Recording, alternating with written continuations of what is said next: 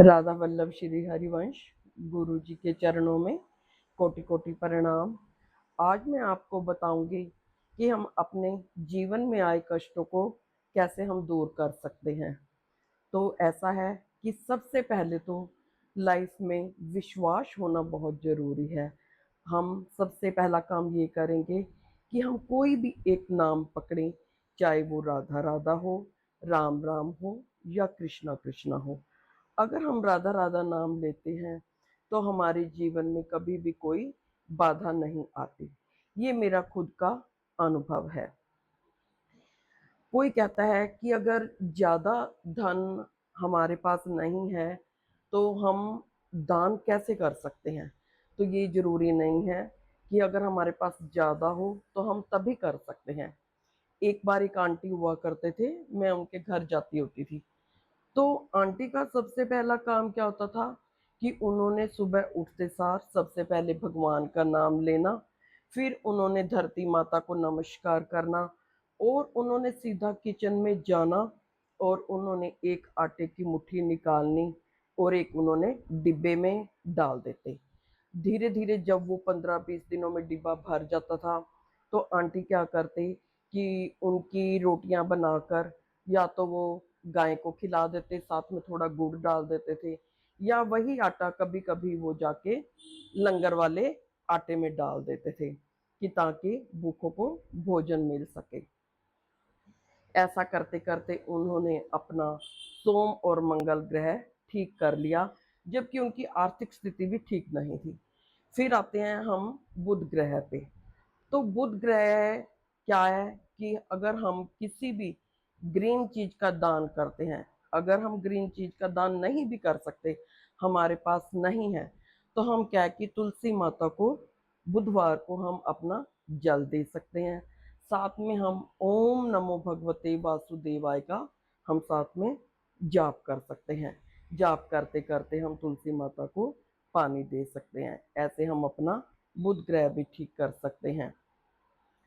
अब अगर हम वीरवार के उस पे आए तो सिर्फ हम खाली तुलसी सॉरी अगर हम हल्दी का टीका भी रोज लगाते हैं तो भी हम अपने वीर ग्रह को ठीक कर सकते हैं।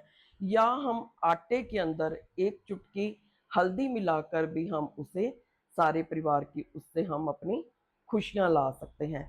क्या है कि हमें भगवान की रजा में खुश रहना चाहिए।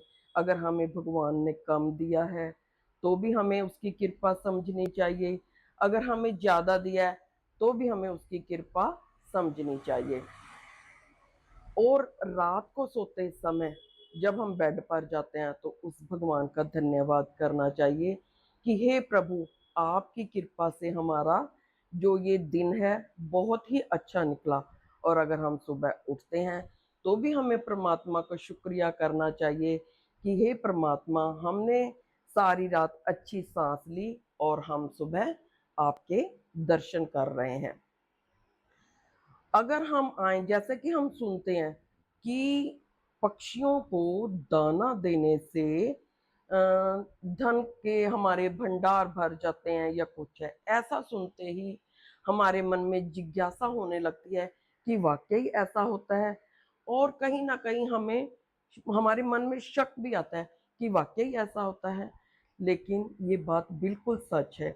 जो दाना है, दाना क्या है, एक हमारा मूल पोषण है। अगर हम पक्षियों को दाना डालते हैं तो क्या होता है कि जब हम दाना डालते हैं हमारे मन में एक बार तो जरूर आता है कि इधर हमने दाना डाला और उधर हमारी धन की तिजोरियां भरनी शुरू हो गई। पर ऐसा नहीं होता है। पहले हमें क्या है कि जब हम पक्षियों को दाना डालते हैं तो जो हमारी आंतरिक आत्मा है वो बहुत खुश होती है।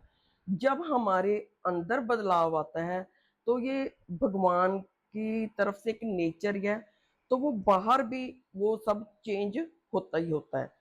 जैसे हमने दाना डाला, हमारे मन में खुशी हुई कि हमने जिंदगी में कुछ देना सीखा है।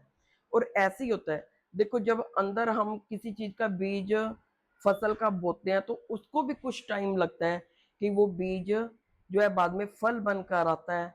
और वो बाहर की प्रक्रिया फिर बन जाती है। शुरू कहाँ से हुई? आंतरिक से। ऐसे ही पक्षियों को दाना देने से है, हमें उन्हें दाना खिलाते रहना चाहिए। अगर अब हम आए पानी पे, पानी से बड़ा दान कोई भी नहीं है। हमें एक कटोरी पानी पक्षियों के लिए जरूर रखना चाहिए। 5-5 रुपए की बोतल आती है, छोटी छोटी बोतलें। हमें जब हम कभी भी यात्रा पे जाते हैं या हमें कहीं भी कोई मिल जाता है ऐसा जिसे कि प्यास लगे हो, हम उसे वो बोतल पानी की दे सकते हैं। और जो ये जीरे वाली बोतलें आती हैं उसका बड़ा महत्व है, क्योंकि उसके अंदर मीठा भी होता है थोड़ा सा। तो इससे क्या है कि शनिदेव बाबा जो हैं वो बहुत खुश होते हैं अगर हम गरीबों को खाना खिलाते हैं, गरीबों की सहायता करते हैं। जैसे कोई भी अगर सफाई कर्मचारी है उसे हम चाय पिला दें, ठंडा पानी पिला दें, उसमें कुछ मीठा घोल के पिला दें गर्मियों में। और जैसे सर्दियाँ आती हैं तो कभी उन्हें चाय पिला दी या बिस्किट खिला दिए, या जो हमारे घर में औरतें काम के लिए आती हैं उन्हें कभी खिला दिया, तो मैं कहती हूँ उनके मुख से इतनी आशीष निकलती है कि वो एक वरदान की तरह काम करती है। सबसे पहले मैंने पहले भी बोला है कि विश्वास होना बहुत ज़रूरी है इन सब पर। तो हमें क्या करना चाहिए? जो ये दिनचर्या मैंने आपको बताई है पूरे 1 हफ्ते की, या रोज़ हम इसे अपने जीवन में उतार सकते हैं। इस दिनचर्या को हम अपने जीवन में उतारें और देखना कि खुशियाँ हमारे घर तक कैसे दौड़ी आती हैं। अगर आपको ये मेरी जानकारी अच्छी लगी हो तो कमेंट में राधे राधे ज़रूर लिखना। जय